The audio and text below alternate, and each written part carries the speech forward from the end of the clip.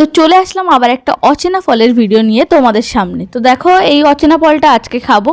তো ফলটা কেমন ছিল তোমাদেরকে যদি বলি, দোকান থেকে যখন আমি ফলটা কিনলাম তখন আমাকে দোকানদার নাম বললো এটার যে পার্সিয়ান, কিন্তু পরে যখন আমি এটা গুগলে সার্চ করলাম তখন দেখলাম এটার নাম পার্সিমন।